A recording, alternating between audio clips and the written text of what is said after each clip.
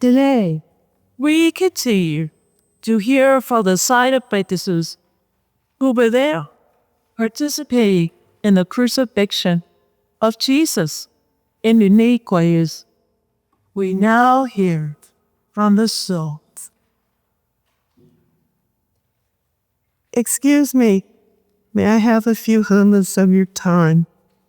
We've spoken to a number of the silent witnesses on the crucifixion of the one they called Jesus. Would it be possible for you to also add your testimony to that of the thorn, the rope, the nail, the spear, and the shroud? I find it amazing that you folks could want to hear from me. I have spent so much of my life just resting in one place. Could you please tell us about that? It was a long, long time ago that I came into being and was placed near what eventually became a garden. So until that time, I was just another rock. I was not like some of my kind who are valuable and made into fine jewelry. I'm just a huge, rough, heavy, strong, solid stone, common garden variety. I found it difficult to accept that my lot in life was just to be a stone, be where I was, be the size and shape I was, just be. For many years I thought about that, and I had finally accepted my fate. Then one day the life of this stone, who had never been moved, was turned upside down. I suppose you mean that literally? One day a couple of men began chipping away at me. They were removing some of my rough edges. I didn't know why they disapproved of my appearance. If I could live with it, what concern was it of theirs? But they kept on chipping and shaping me. I could tell that I was becoming smoother, more uniform in shape, and even seemed to be round, like a wheel. Now I couldn't imagine that they were going to use me as a wheel. Come on now, I'm far too large and heavy. Besides, they make wheels out of wood now, not stone. But the longer they worked, the more I appeared to be like a wheel. They had flattened me on top and the bottom, and the rest of me was round. I had to admire the fact that they had taken a common stone and removed its rough edges and given me a shape that apparently had a purpose. I couldn't imagine they were doing this just to pass the time. Did you have any idea at that time about what they were making you into? As I thought about my new shape, I did begin to speculate about my use. Was I to be a grindy wheel? This idea rubbed me the wrong way. Who wants to spend an entire lifetime going around in circles? Perhaps I was to be a platform or base for a monument. Now that could be a position of class. And yet the more I thought about that possibility, the more I realized that children would be climbing all over me, and worse yet, birds. Birds would be perching above me. Please no, not that.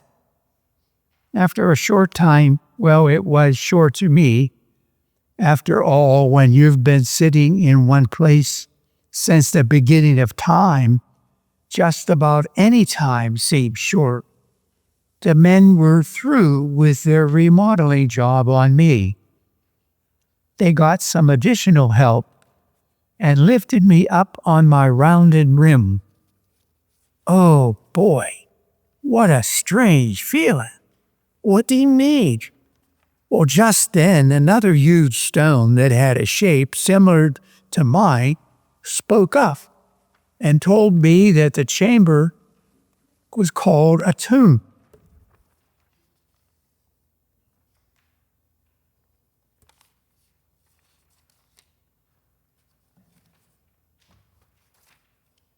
Have you ever been in one position for a long time and then gotten up suddenly?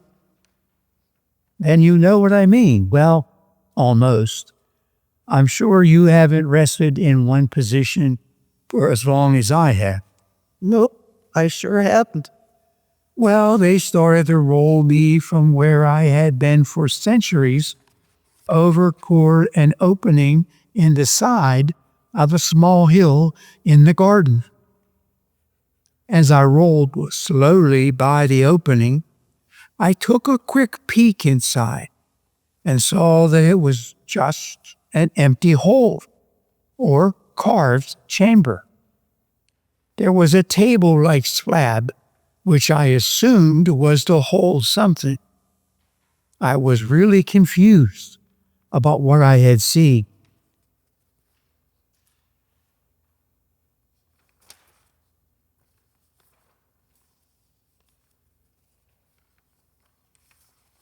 Were you surprised when just then another stone that had a shape similar to you spoke up? And that stone told me that the chamber was called a tomb. He also told me that I was lucky because that tomb belonged to a very wealthy and influential person named Joseph, and that he was a member of the council, some religious official, I think. After the men rolled me past the opening, they leaned me against the side of the hill.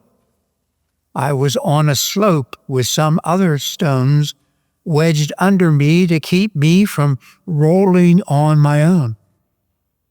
The slope would make it difficult to roll me uphill and away from the opening once I had been put in place. I think I see. So here I was again, resting in one place and waiting. Oh, well, at least it was new scenery for a change. As I sat there, I had a great deal of time to think. One question that kept bothering me was, why did they need a stone in the first place? Why did they have to close and seal a tomb? The dead person certainly wasn't going to get out. You didn't have to lock them inside. All I could think of was that the stone was intended to keep others out.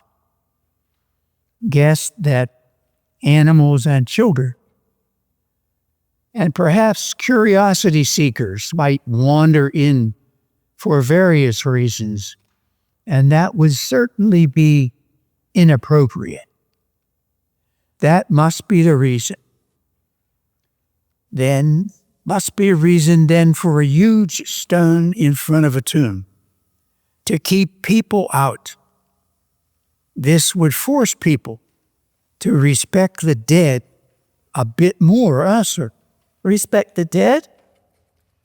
I feel that people ought to spend more time respecting the living, actually.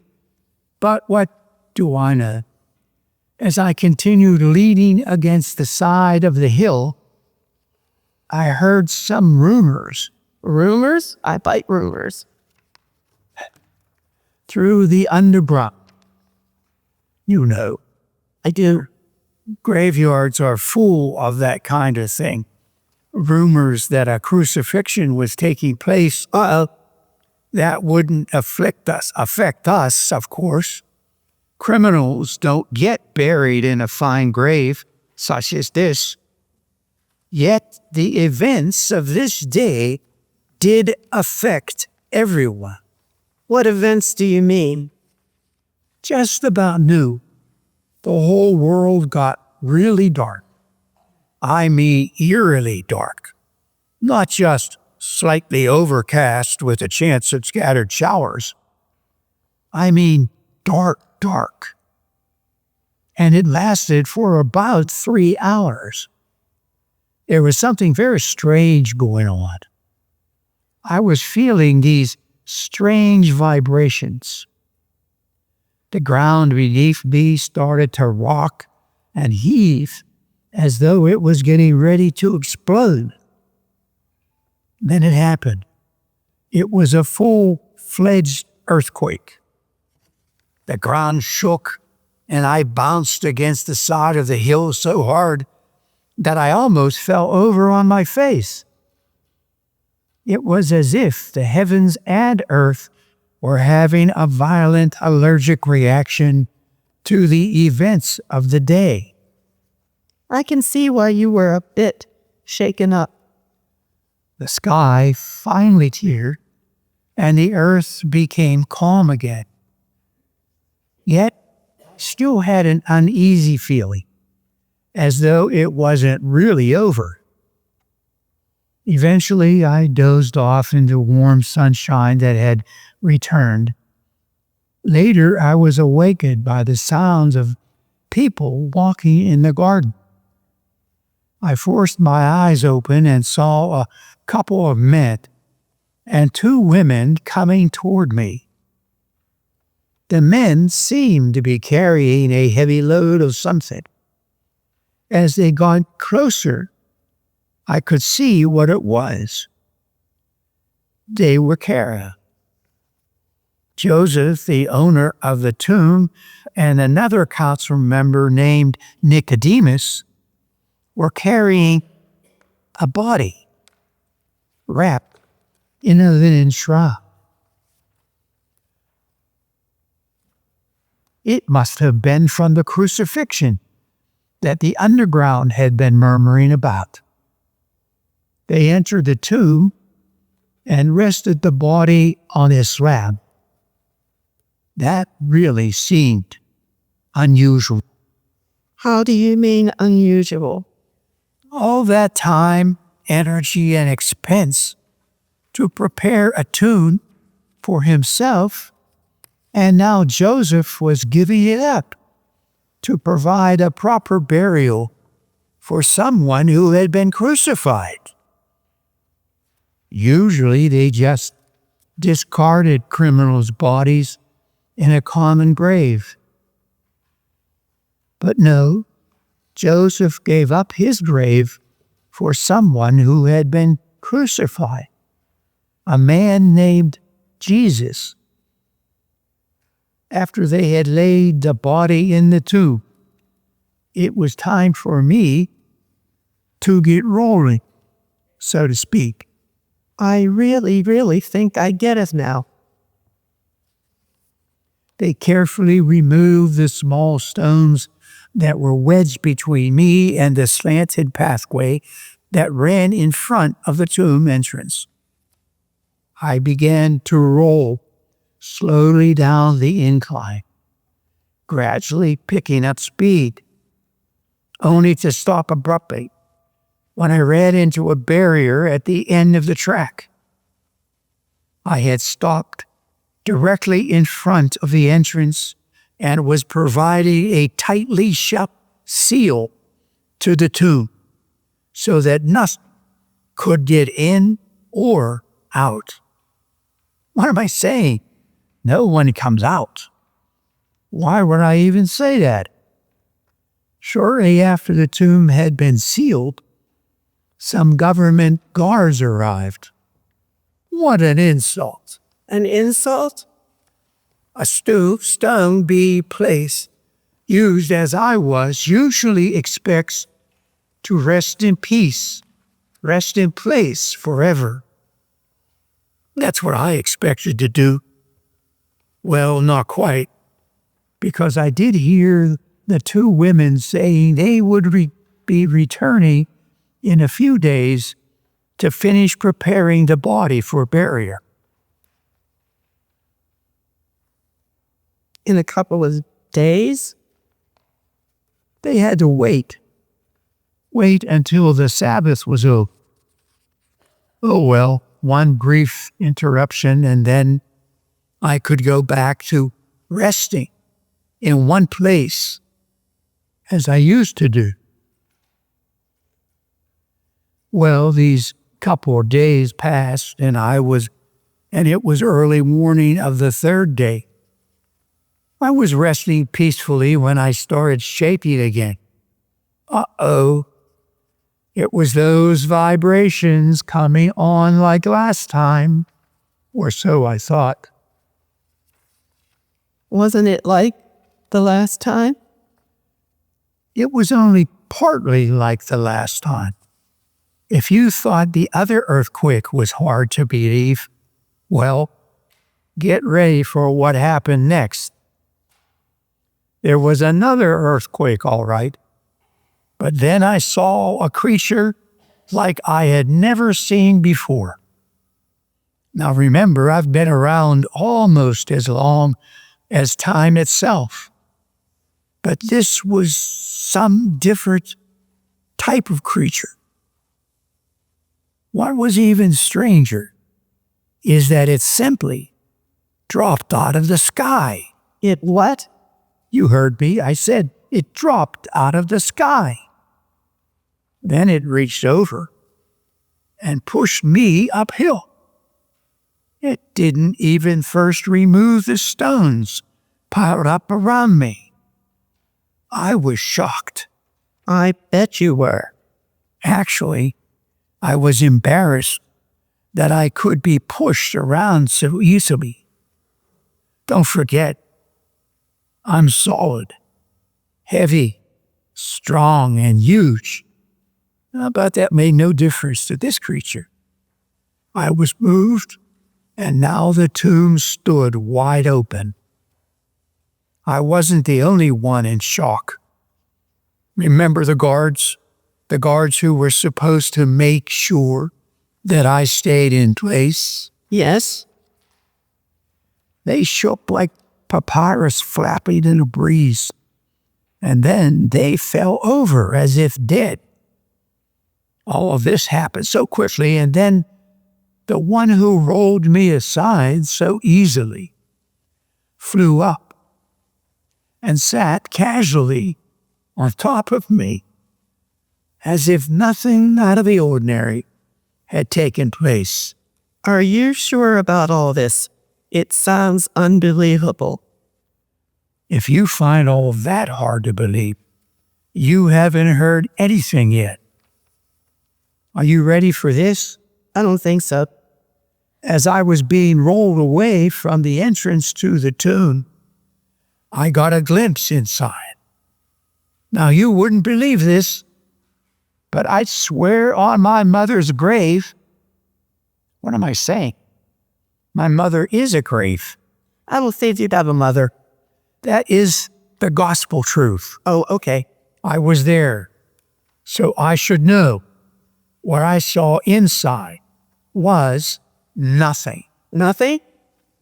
Now wait, don't smirk as though I'm crazy. What I'm telling you is that there was nothing inside the tomb. There was nobody inside. No body. Do you hear me? The body was gone. Oh, the linen was there, but the body wasn't inside it. What's with this tomb? What do you mean? First, Joseph gave it up for Jesus, and now Jesus has given up the tomb too. An interesting observation. So what happened next? Well, those events left the tomb with its mouth wide open, the lens all wrapped up in themselves and me. I became the only part-time tombstone in the history of the world, or at least the stone with the shortest career. Doesn't that bother you? Oh, I don't really mind.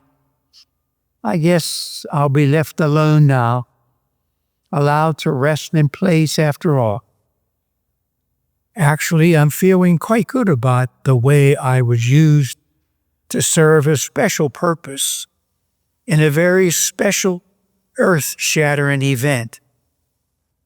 Not only that, but we rocks have an improved self-image ever since the one who left the tomb has been referred to as the Rock of Ages.